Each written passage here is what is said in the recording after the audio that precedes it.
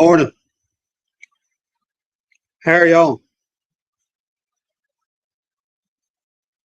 I don't know if anybody's interested or not, but back at the back, since George Willem will stay in Matthew for a while, I printed out an outline for the entire book, and there are copies back there if you want one.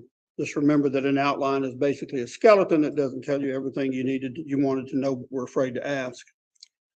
The book of Matthew is, of course, written by, and you could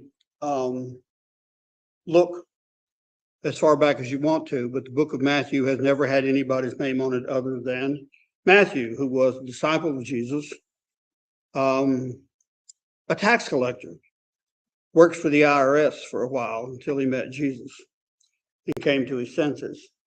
Probably written to a Jewish or a mixed audience. It is, and always has been, the first in the New Testament books, and it's arranged in a very logical manner. It starts out with an introduction.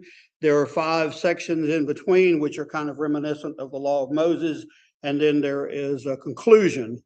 And the introduction, of course, mentions the genealogy of Jesus, the birth of Jesus, and the announcement or baptism of Jesus. And then the last one, or the last concluding section, covers the arrest, crucifixion, resurrection, and the Great Commission.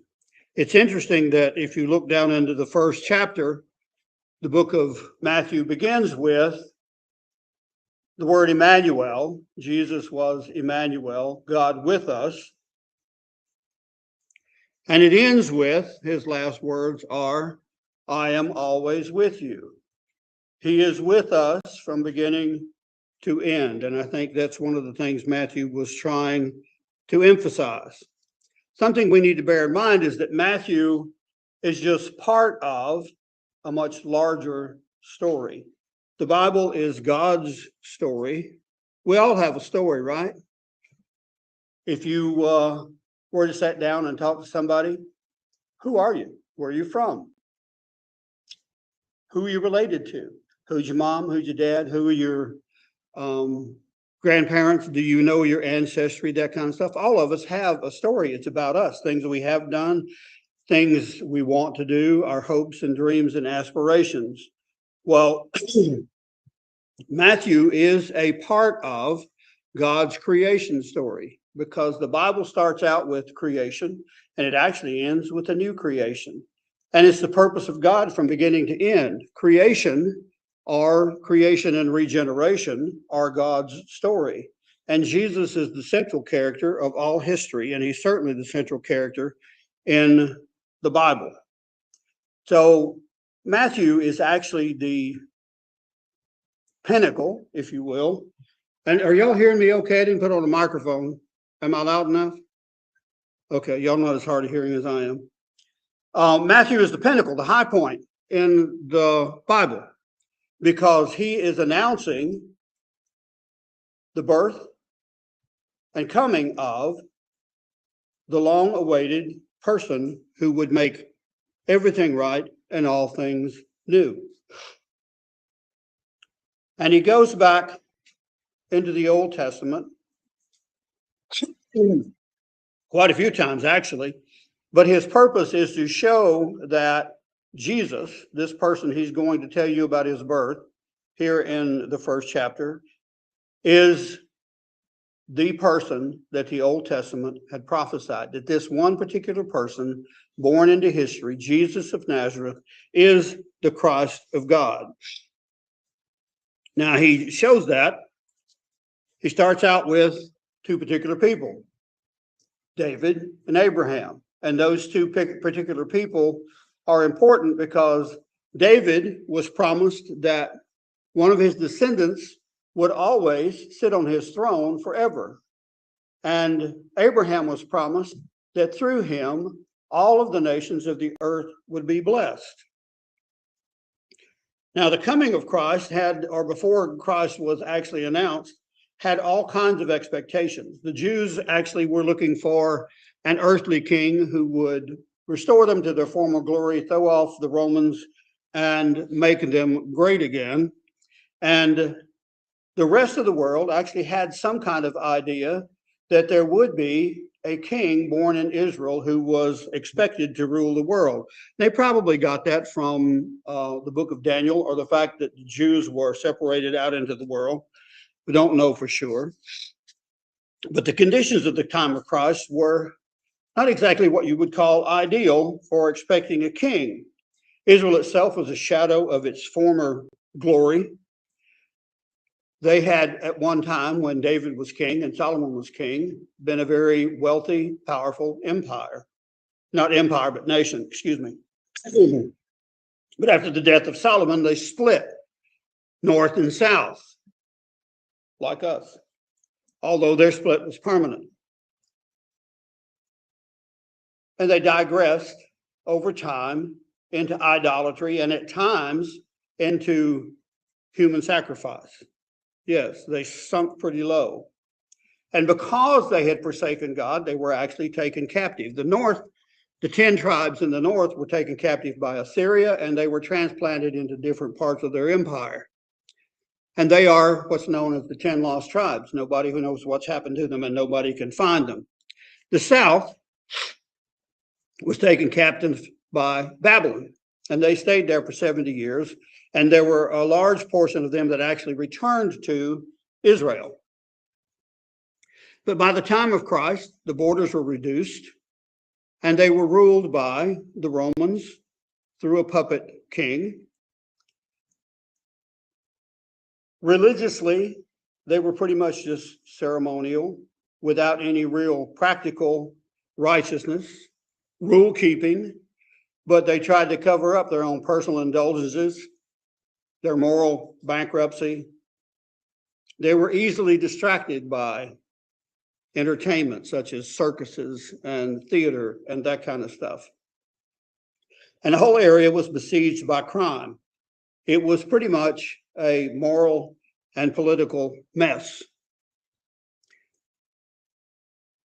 A lot of other history there, but I know most people are not interested in history, so I'm not going to bore you with it. But when Christ came, he came into a broken Israel, ruled by a puppet king, under a foreign government, into a spiritually and morally bankrupt nation. Comes Jesus the King. It's about time. Matthew starts out with the ancestry of the king. And it was given to prove that Jesus was the descendant of David and the descendant of Abraham. And like I said earlier, he includes the good, the bad, and the ugly.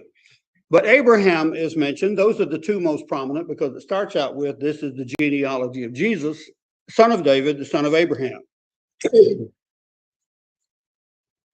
God told Abraham that all the nations, and he called them out of pretty much the area of modern day Turkey, what was Babylonia then. And he told him that he would make him a great nation, and all of the nations of the earth would be blessed by him. If you look in the book of Genesis, there are 5 different instances where he repeats that promise to Abraham. Abraham didn't see it, but God's promises are never without fulfillment.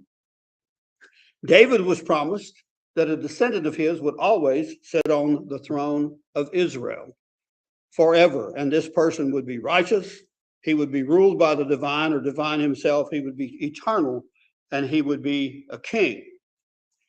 So if you look down into verses 18 to 25, Matthew describes the birth of this person that he is talking about. It is a particular person rooted in history, Jesus of Nazareth. This is the Messiah of God, the person that he's been talking about. Emmanuel, Jesus. Jesus is, actually the Hebrew is Joshua, and it means Jehovah saves. Emmanuel is God with us.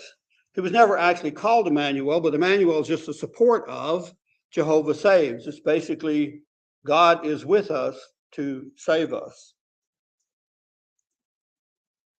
That's the beginning of, and a short rundown on the first bit of Matthew.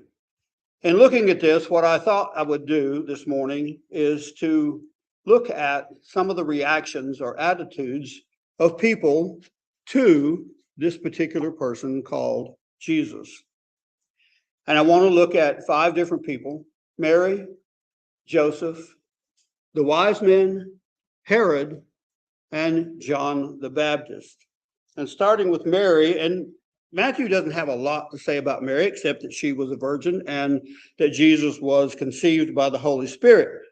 But if you combine it with the book of Luke, you find out that she was a willing servant, because she told Gabriel, whatever you say, I'm willing to do. Not in those exact words, but that's what she meant. And she didn't care about the difficulty of being pregnant without being married. She didn't care about public opinion. The gossips, I'm sure, had plenty to say. She said, whatever the Lord wills, I am willing to do.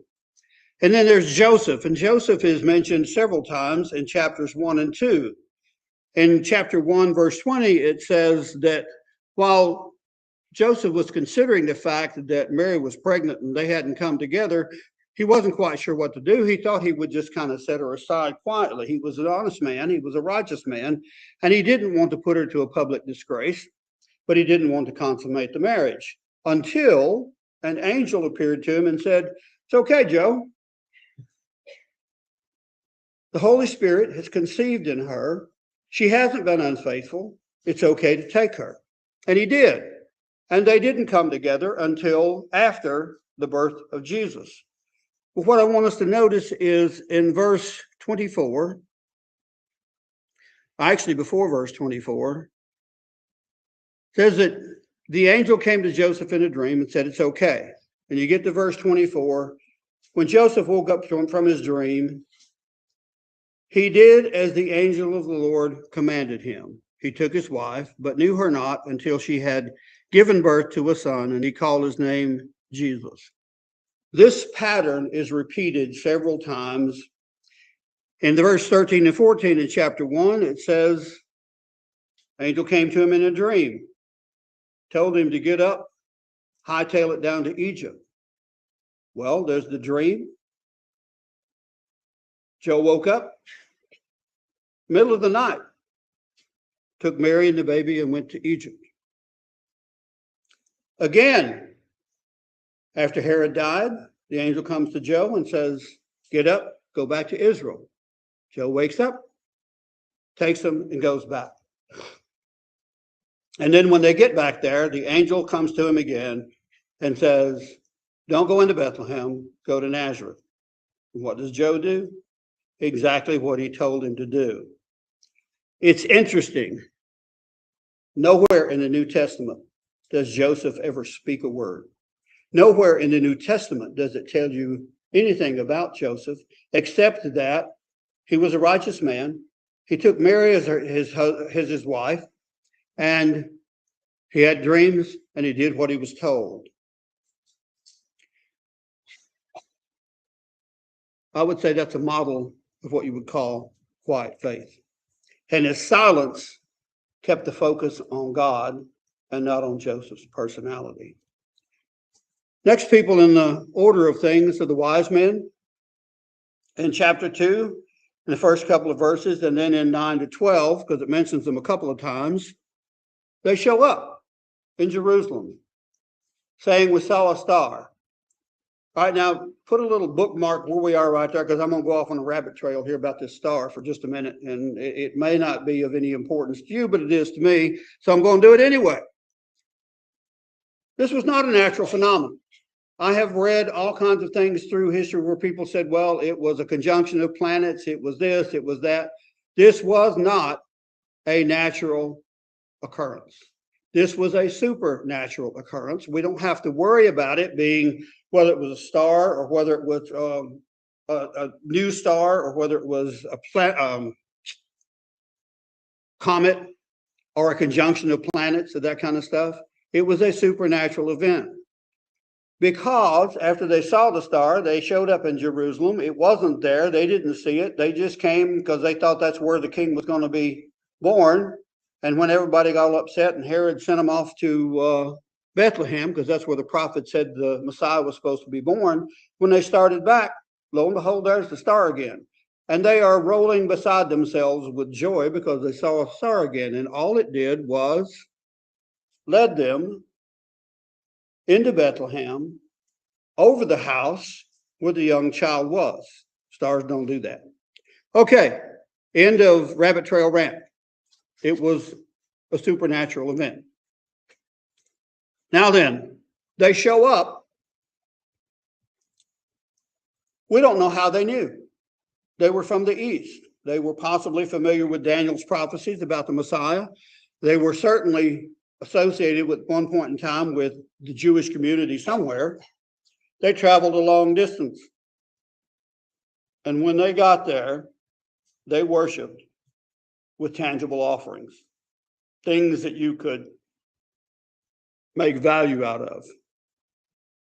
And then they left and went home, and you never hear about them again. Next on the list is Herod. Fine fellow. He was devious. He was suspicious and paranoid. He killed members of his own family, married his brother's wife, killed John the Baptist. He was just one sweet fellow. Well, he was also murderous in another respect, because he hears about the Messiah and ain't nobody going to replace him as king. So he figures out that somewhere between 2 years and under, this baby was born. So he goes to Bethlehem and has all the babies killed. Like I said, it's a nice fellow. The next person in our list is John the Baptist.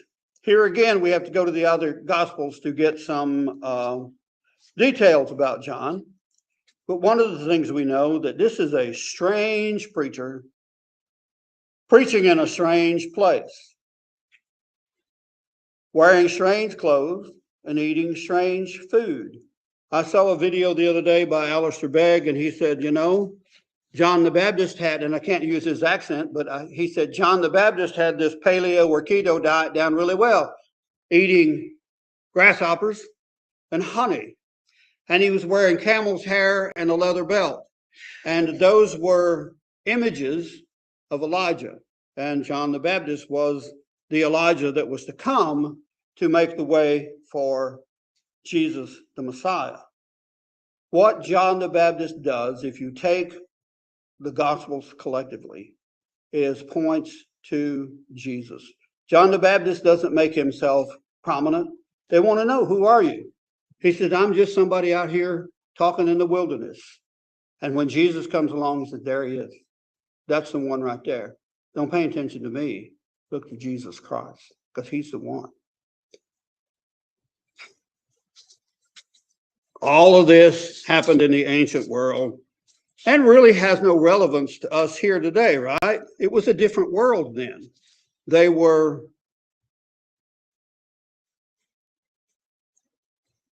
walking around, riding horses, eating bugs, whatever, right?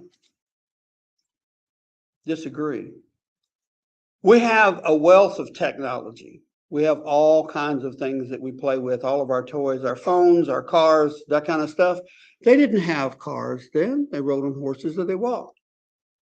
They didn't have any kind of mass communication. You either wrote a letter and waited months, sometimes years, for it to get there and back. Somebody else carried it.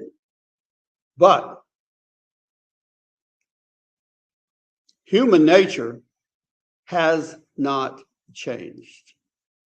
And we in our time, are we not, and stay with me, are we not enamored by luxury? This device, that device, got to have a new drink bottle, got to have this, got to have that, a new car, new clothes, new shoes, the latest trend coming down. Are we not distracted by entertainment? How often do we spend an inordinate amount of time looking at different things on the television or on social media, arguing with people, or looking at reels and watching trivia. Morality, like then, is kind of at a low point. Anything goes. Whatever you feel like doing, that's fine. Go ahead and do it, as long as you don't hurt anybody. And even then, if you're hurting people for the right reason, that's okay. Religion, we have a lot of religion in our country, but I'm not so sure we have a lot of righteousness.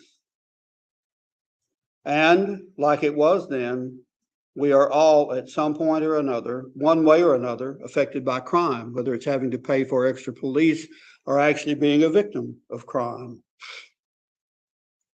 So we're not really any different than they were. People have always been the same. Solomon said it long before that. There's nothing new under the sun. We are what we are because we're human, and we're all sold into a condition. So this morning, what are our alternatives when we look at Jesus coming into the world? Because not only did he come at that particular time in the flesh, according to the book of John, the verbs that talk about him coming into the world are present tense verbs. Jesus is still coming into the world. He is still here. He is still to be contended with. We still have some kind of choice to make as how we relate to him. The decision is, are we going to be like Mary? Are we willing to accept what God has to give us, regardless of what our personal costs, whether people will like it, whether people will like us, whether people will talk about us or not? Are we going to do it that way? Are we going to be like Joseph? Joseph was willing to be in the background, play second fiddle, willing to have and be faithful without any kind of fanfare. He was quiet, consistent, obedient to the word of God. Sounds like a good thing to me. Are the wise men? Are we willing to go anywhere to find Jesus, to be with him where he is? Are we willing to give to him extravagantly? Are we willing to worship him with our time and our possessions? And oh, we could be like Herod, resentful, angry, jealous, paranoid, any number of things toward any number of people or ways. Or we could be that way about Christ, or just totally indifferent or not willing to let him take our place. Do everything we can to keep Christ out of our life. Or we could be like John the Baptist.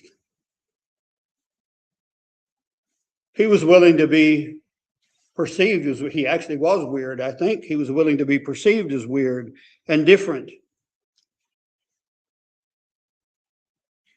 He too was willing to play second fiddle. Not me, but him. He wasn't the main event. He was willing to be just a roadie to set up the stage, to put Jesus out front, to point him out to others. Those are the choices that I think we have this morning.